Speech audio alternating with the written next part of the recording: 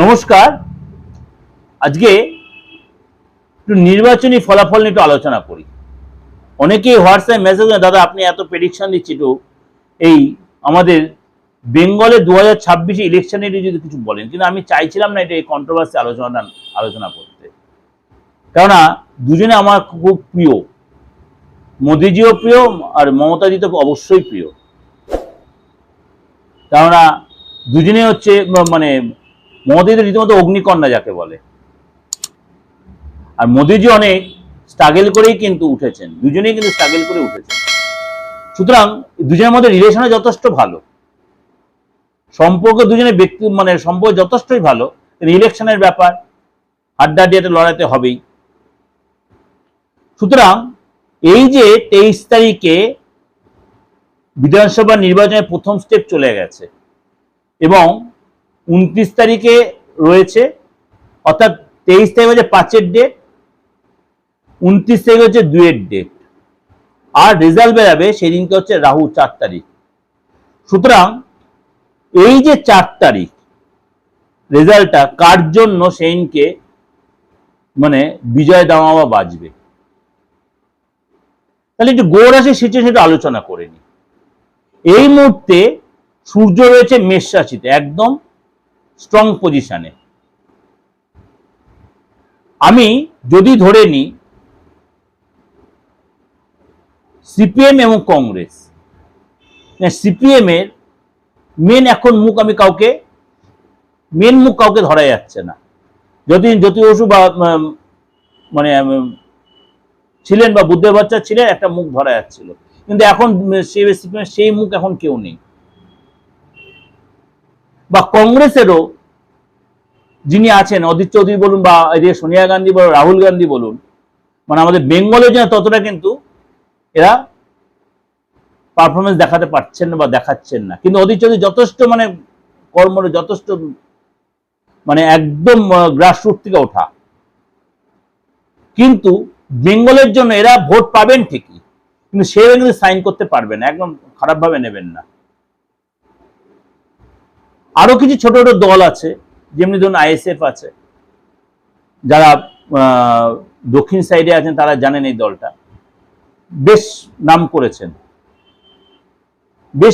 বেশ কন্ট্রাডিকশন হবে ওই জায়গায় আইএসএফ এর কিছু কিছু যারা দিয়েছেন, বা আরো ছোট ছোট দু একটা দল যারা নতুন এই বছর নতুন লঞ্চ করেছেন, বিধানসভা ভোটে যারা কন্টেস্ট করছেন। কিন্তু সেই খেলা হবে কিন্তু মানে তৃণমূল আর বিজেপির মধ্যে কন্টেস্টমেন্ট হবে। এরা এই যে দলগুলো বললাম, এরা ভোট কাটাকাটির জন্য এদের মধ্যে কন্টেস্ট আরো বাড়িয়ে দেবে, সেটা আমি আপনি সবাই জানি, যারা একটু রাজনীতি বিশেষজ্ঞ বা রাজনীতির ব্যাপারে জানেন। কেন কোন কোন অঞ্চলে কোন কোন দল একটু বেশি স্ট্রং, যেমনি ধরুন নর্থ বেঙ্গল, যেমনি ধরুন মালদা, যেমনি ধরুন মুর্শিদাবাদ, শিলিগুড়ি, এসব জায়গায় বা কোচবিহার বা রায়গঞ্জ, এসব জায়গায় কিন্তু আমাদের গেরুয়া শিবির একটু মানে মালদাটা বাদ দিয়ে, মালদা মুর্শিদাবাদটা বাদ দিয়ে, সেখানে আবার তৃণমূল বা নতুন যে দল লঞ্চ করেছে তাদের একটু জোর থাকবে। কিন্তু মানে আমাদের যেহেতু ভারতীয় সেকুলারিজম স্টেট, খারাপভাবে নেবেন না, কিন্তু এবছর কিন্তু অনেক ভোটের মানে রেজাল্ট চেঞ্জ হতে পারে মুসলিম ভোটের জন্য। যদিও আমাকে খারাপভাবে নেই, আমাকে অ্যানালিসিস করতে বলেছেন তাই আমি বলছি। আমি কোনো ধর্ম সম্প্রদায় নিয়ে আমি কিছু বলছি না, কিন্তু কারণ আমার প্রচুর মুসলিম ক্লায়েন্ট আছে। আমি মালদা আমার দীর্ঘদিনের চেম্বার, রায়গঞ্জে মুর্শিদাবাদে আমার প্রচুর ক্লায়েন্ট আছে, প্রচুর। আমার বেঙ্গলে আমার প্রচুর মুসলিম ক্লায়েন্ট, প্রত্যেককে খুব আমি রেসপেক্ট করি।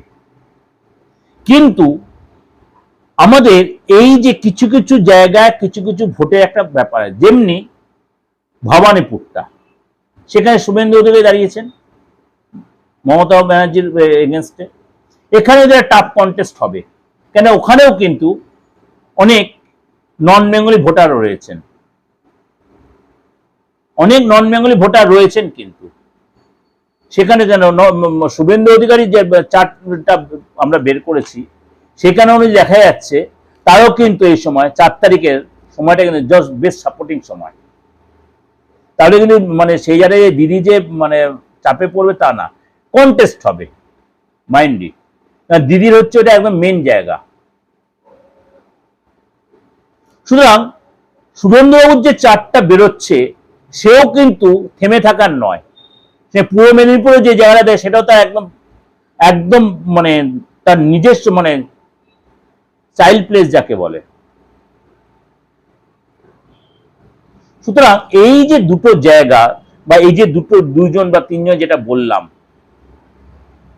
কারণ মেন মুখ তো একটা রাজনৈতিক দলের একটা মুখ হয়, কারণ দুজনেই চার্ট আমার কাছে আছে। কেন এতটাই আমি অ্যানালিসিস করি, কিন্তু আমি বাধ্যবাধকতার জন্য আমি যে চ্যানেলে কিছু বাধ্যবাধকতার জন্য আমি সবকিছু বলতে আমি একটু আটকে যাচ্ছি। চ্যানেল যদি আমাকে পারমিশন দিত তাহলে কিন্তু আমি এটা বলতাম। চ্যানেল আমাকে বলেছিল আপনি একদম ডিটেলটা না বলাটাই বেটার হবে, আপনি আলোচনা করুন।